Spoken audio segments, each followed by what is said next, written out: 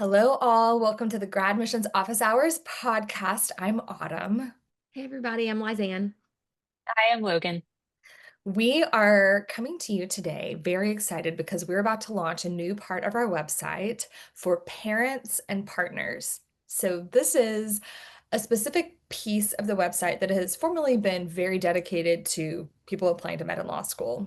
And what we have realized is that there's a large supporting cast that has not just gotten these applicants to this point, but are going to get them through this admissions point and into med and law school.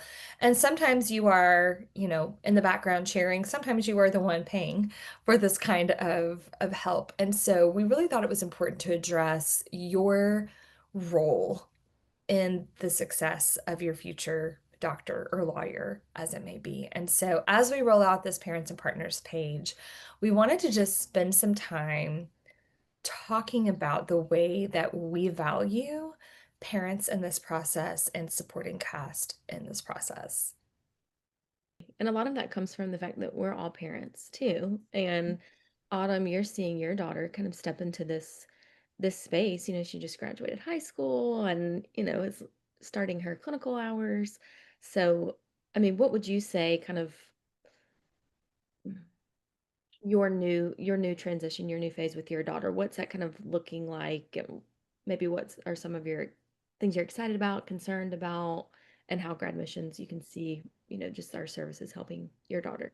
Yeah, absolutely. I definitely, started this business around the time that my daughter was, rounding out high school, getting ready to launch, and she's dreaming of a future in medicine. And so, as someone who's worked in higher ed for 16 years, I have seen so many people start out undergrad and then spend the next 3 years trying to dig out of the GPA pit that they created for themselves. And so, in chatting with her, she's also a COVID kid, right? So, she was halfway through her seventh grade year March of her seventh grade year when COVID hit. So she lost out eighth grade. And my goal for her was to be able to have her senior year just be fun and not have to worry about applying. And so we did a very intentional gap year, and she's using that to build clinical hours. And so there's no GPA attached. She's learning how to be a grown up. And now that I'm in this parent role of a future, healthcare person, future law, I think she's got lawyer in her too, personally. But I have just a renewed sense of camaraderie with those of you who are putting successful high achievers through this process because we've always held the reins as she's gone through, middle school, high school. We weren't super on top of grades and stuff. We didn't have to be. She was a smart kid. She always got her work done. But now that, we're thinking about her going to college, I'm not going to have a lot of say over the classes she takes, monitor. I'm not going to email her professors and find out how she's doing. I'm not going to know what prereqs she's done. FERPA really prevents a lot of parent communication with undergraduates. And so I'm feeling a little bit out of control. Like it's up to her, but she still seems like such a child. And so I have sort of a renewed sense of respect and empathy for parents who are sitting in this role. Absolutely. And We've talked a little bit about FERPA before, and as people who worked in higher education, how it put us in awkward situations Uh, at times. yeah. At times certainly to the benefit of the student, at times certainly not to the benefit of the student.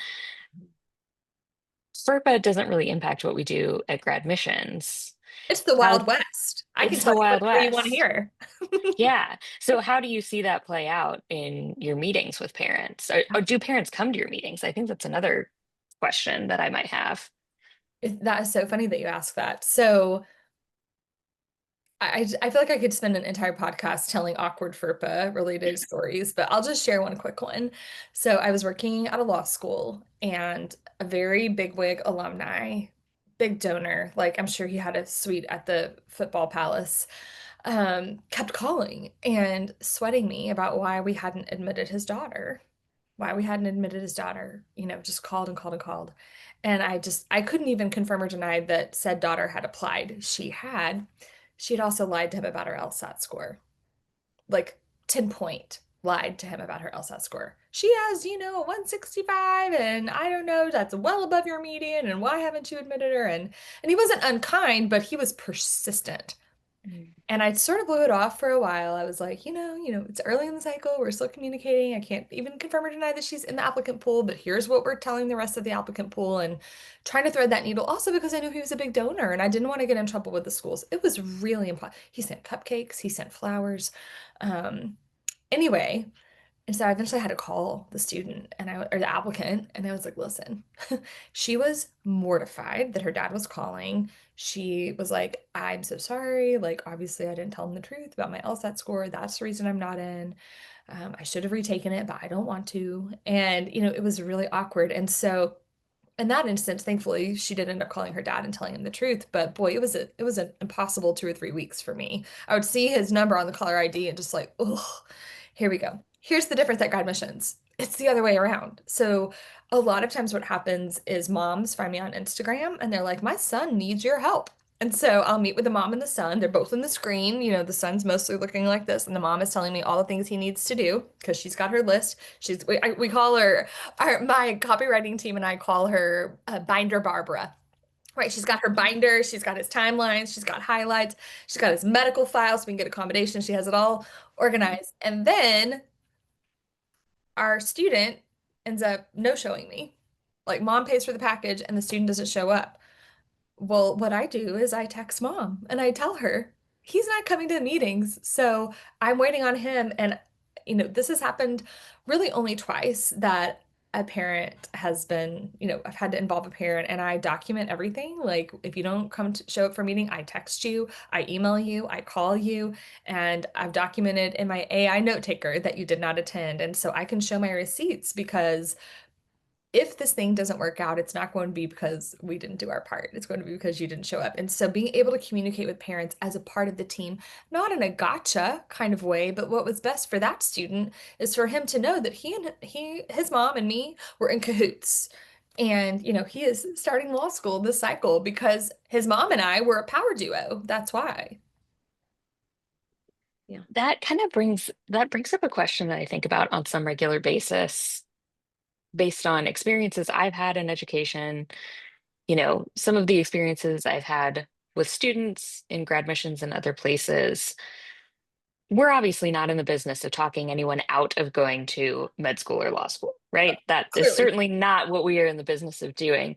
But what advice would you have for a parent who their student is applying to competitive programs, med school, law school, and they're just not engaging in the process?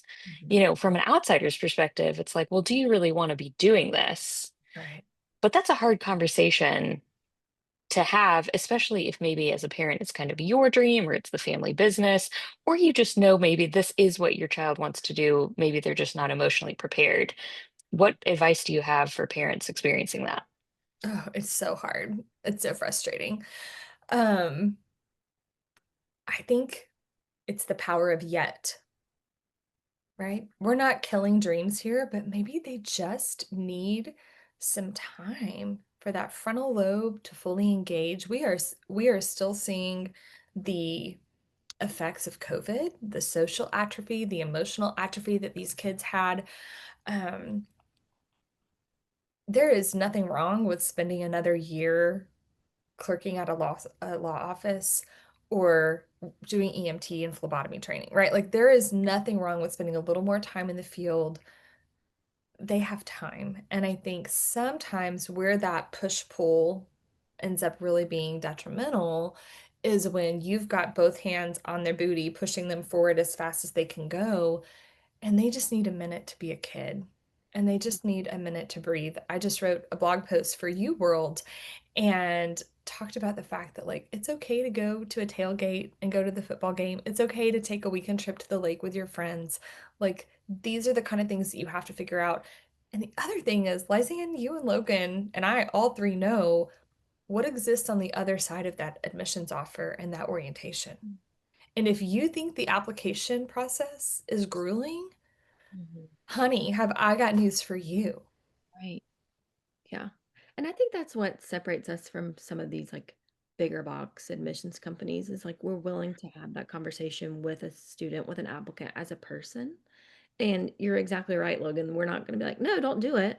But if I'm meeting with someone and it's clear that they're not emotionally ready to even prepare for the LSAT, it's not in good conscience for me to keep doing that pushing, even if a parent is, it's a family business. We know they want to do it, you know, but maybe it's just not time because if this is grueling, they're really not going to have a good experience as a law student or a med student. They're really going to struggle, with all the standardized testing that comes with the pressures of school.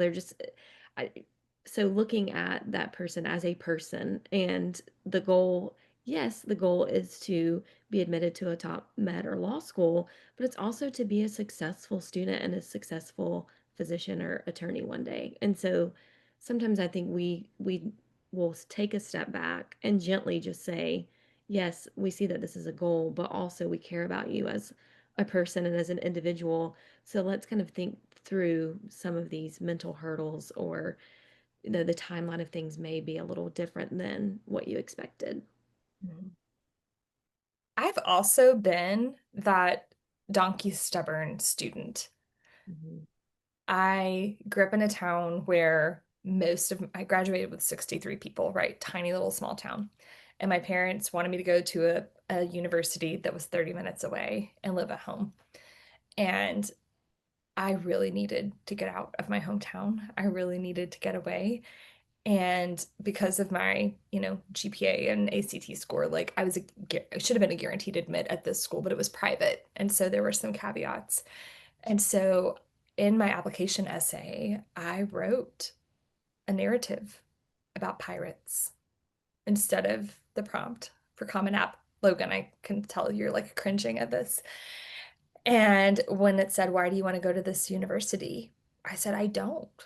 And I drew the the logo for the school that I did want to go to I never knew the story. because because my parents said if I got in there, I had to go there. And it was also like a very expensive school that my parents couldn't afford, and I knew that. But I knew that if I got in, they'd figure out a way. And guess what? I was not admitted. And my parents were flummoxed. They were like, "How in the world?" Guess where I was admitted? To the state school 6 hours away where I needed to go with a great scholarship. I had no student debt. And I did not tell them for about a year and a half.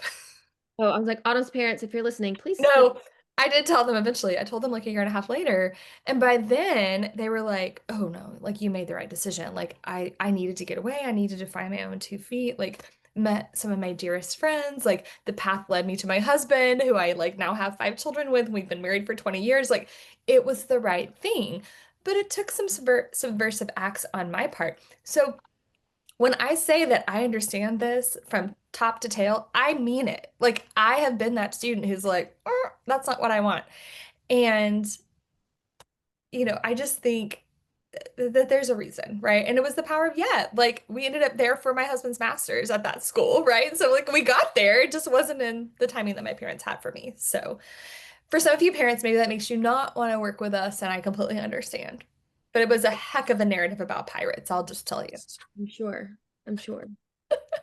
Um, The high schooler urge to draw a picture as a part of an essay, it's listen, Do you see this? I no, I was not prepared for my AP US history exam, and the picture that I drew of the French and Indian War, hang it in the Louvre. Hang it in the Louvre. I'm reminded of the LSAT writing section, and we would have an applicant. We would read their application, and it was beautiful, beautiful LSAT score, great GPA. And they would not be admitted because they doodled on the writing. Like they didn't take it was, what do they call it? It didn't count. It was like No, it wasn't a score section. It was just like you look at it if there's like if you wonder if maybe like English is going to pose a problem in law school. some kids are But like, this is optional. I'm drawing a unicorn with a rainbow. And I immediately remember that unicorn with a rainbow. I probably still I have a picture of remember it on my sitting phone somewhere. yeah, I was sitting that committee meeting. I wanted to crawl under the table. I was embarrassed for that applicant. So it's Oh, just, the faculty members in that admissions committee were so offended. They're like, this person does not understand the decorum of this office, blah, blah, blah. I'm like, I mean, you're not wrong, but also it's a really cute picture. that's cute. Lisa Frank style. Yeah, it was good. There were Lisa Frank vibes for sure. That also reminds me too, just kind of going back to the parent. So I'm a first gen college graduate, first gen attorney, and my parents obviously really wanted me to go to college and eventually wanted me to go to law school, but they didn't have the tools. They're like, well, I guess you can go shadow my friend Frank, who has a law office, which was very helpful. But I think too, that's another part of grad missions that we're all really passionate about is sometimes there are parents who are alumni, and can call and send cupcakes and flowers. And there are some parents who just don't, they feel a little bit helpless of like, I know my kid has this goal, I want to help them get there, but I don't know besides helping them, maybe pay the application fee or pay for their LSAT prep. And so I think that's where we're also a really good resource of sitting down with a parent and their applicant and saying, we get this is overwhelming. Just like we walk through with our applicants who are doing it alone, we would do Mhm. that with the support team, whether it's a partner, a parent, grandmother, auntie, whatever that looks like, and saying, this is how we help break down this process so that you're not so overwhelmed by all these unwritten rules and Right. the Reddit forums and all of these things. Like, I love that we are those people that they can go to as a trusted source, and we're going to know, you know, the best way to tackle, or eat the elephant, whatever you say, Exactly. you don't Slice have to it up be one you bite at a don't have to time. be scrambling, trying to put all these pieces together. And just to be able to eliminate that stress is something I'm really proud of, That's for right. that we provide. Mhm. And if you're listening to this podcast, we now have a whole suite of resources for parents on our website. Now you do have to engage with us. There's some freebies we'll give away, but like if you want the in-depth, we have created a competency guide. So you know how when your kid would start fifth grade and like here are the objectives for fifth grade. Like we're going to be able to, do all these things with a map and we're going to conquer long division and we're going to all of these concepts. We have created a competency guide for people who are pre-med and for people who are pre-law. And these are the things broken down by classification in undergrad or people who are non-traditional. It breaks down the things that you should be doing along the way in really meaningful, granular ways. We also have created a course list. So these are the courses that if we were enrolling our own children in undergrad, knowing they wanted to go to law school or med school, these are the things we would prioritize and how we would prioritize them and when we would prioritize them. We've layered in when to do test prep and all of those things. And we've also created, this is my favorite one, because admissions is such an alphabet soup of acronyms. So we've created an acronym guide. So when your kid's talking about OCI, MMI, AMCAS, LSAC, all of these OIE, you can just look up your handy dandy little acronym. It's like the Urban Dictionary for applying to med and law school, and you'll just be so savvy. You'll be able to acronym right along with them. And so when we talked with parents of our current clients, we're like, what are the kind of things that would be helpful for you? And these are the things that we've kind of done ad hoc along the way with them.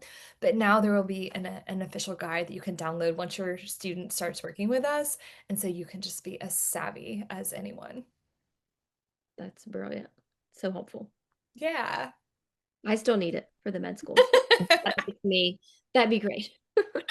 Yeah, absolutely. The other thing I wanted to talk about, we talked a lot about parents and about parenting and all of that. I've also worn the hat of someone who put her husband through law school, right? Like he sprung this on me that he wanted to take the LSAT, and I was just like, well, sure, why not? I mean, he was already wrapping up his master's. I'm like, why not be a collector?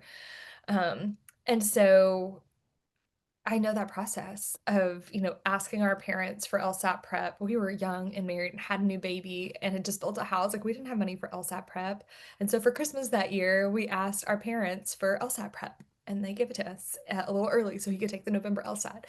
And then just that whole process of reading his essays with him. And in fact, there are some people on the admissions committee who still swear that I wrote his application essay. I did not. He's a fantastic writer in his own right. I did edit it for sure. And then just what that process was like of supporting him through law school and now supporting him as he continues to do these law dork dreams. He's, leaving me for 3 months to move to DC. And so we're, getting suits together. But I can remember, we were in our little student housing, his 1L year, and our daughter was 2.5. And I'm like in my apron making homemade dinner for him because food is medicine and I want him to be healthy. And he's in the bathroom and he's got like the iPad propped up and neither one of us knew how to tie a tie, right? Like my dad's a plumber, like his dad was was a principal, but like had never really taught him how to do that. And so we together like on YouTube trying to figure it out. And so there are so many like just little moments that you get through together. And the beautiful thing is that there are times in life when he's had to be more dependent on me, you know, and then there are times, 9 months pregnant 5 times over when I have to be more dependent on him. I'm like, could you tie my shoes? Remember that time I helped you learn how to tie a tie? So it can be the most beautiful relationship builder if you dig in together and do it well and have those communication lines open. So I'm also here as a supporting cast member, and I understand that it is also humbling. That's such a cute story. I was really sucked into that. I was really just, I like, you know, like the little Disney princess, just listening to your Okay, love story. That's so cute. we were in Crately. Do you know Crately? Oh, yes. Okay, our building has now been knocked down and it is the softball second baseline.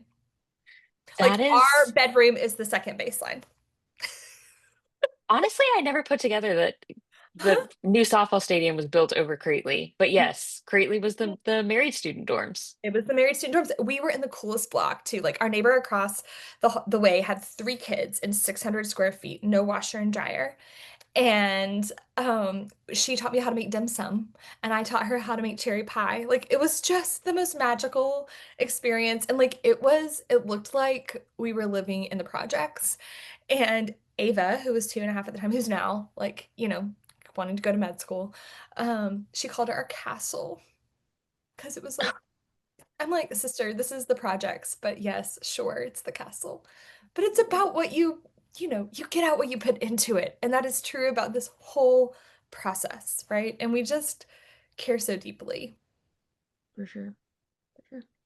And we do have a podcast about a little bit more into that, like preparing for law med school. And it's not what you think it is. It's all about relationships and how, things, it's a hard dynamic to be in. You've lived it, Autumn, but Mhm. just, it, but it can be beautiful. I think people are like, oh, they're going to be so busy, not going to have time for each other and blah, blah, blah. But it can be Right. a lot of great memories, even amidst the stress of law or med school.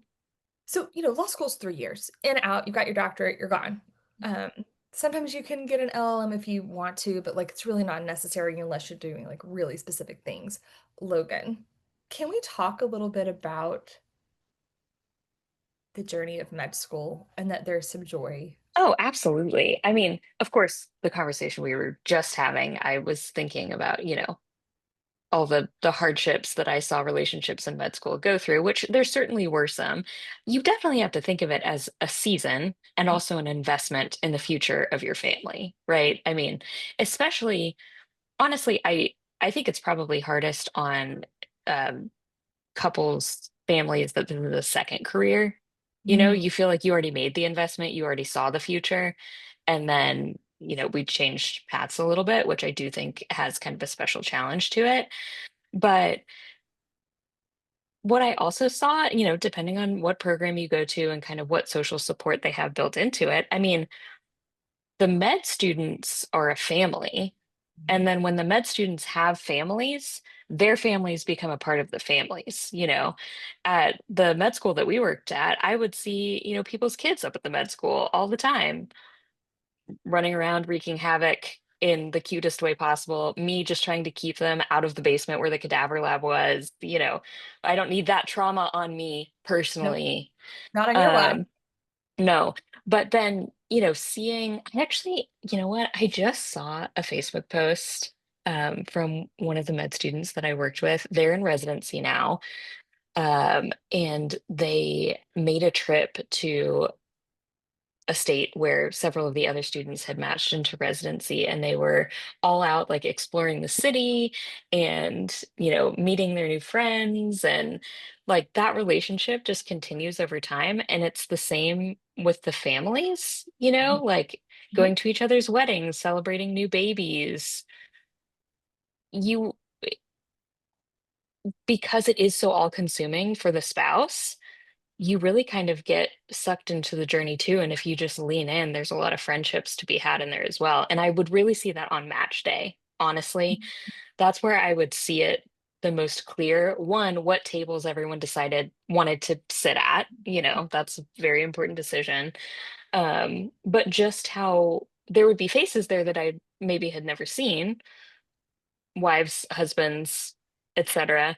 Or maybe hadn't Um, seen since White Coat, I right? Maybe hadn't seen at since White White Coat. Coat, and then they're back at match. Yeah. Yes, absolutely. But what was so clear to me is that they were woven into the fabric of that student's experience. They Mhm. weren't a stranger at that event. Like at White Coat, obviously they're showing up just as a supportive person to that person, but they're showing up as a supportive person to that person's group of friends, to the class as a whole. I Yeah. think, It's like they know the mod mates. They know kind of the yes, things, and it's really sweet and special. Yeah. absolutely. Yeah. And so parents, you're a part of this process, partners, spouses, grandparents, aunties, like you're a part of this process too. The ways that you've supported your applicant to this point is the reason they've been successful, and they need you more than ever.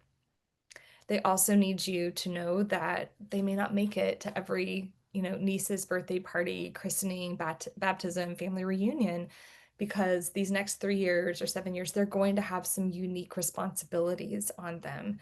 And, hopefully they've spent some time investing in that relationship with you.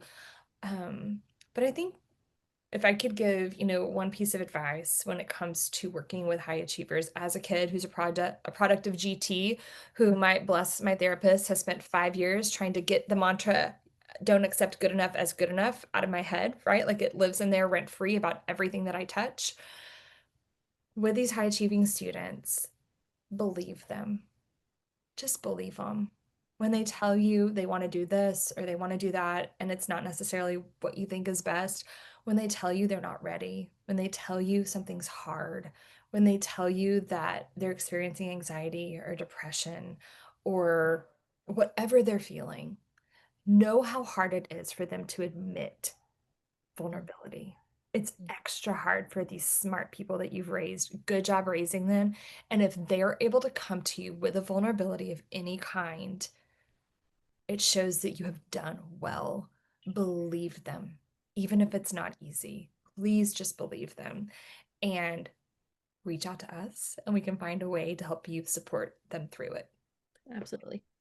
Thank you all for joining us. We're going to turn off the lights here in the pod loft. We're always on socials, and you are more than welcome to reach out to us. Autumn@gradmissions.org will get you straight to me. You can come to our website and visit our parents and partners page. We'll have it linked in the show notes. Bye, y'all. Bye, everybody.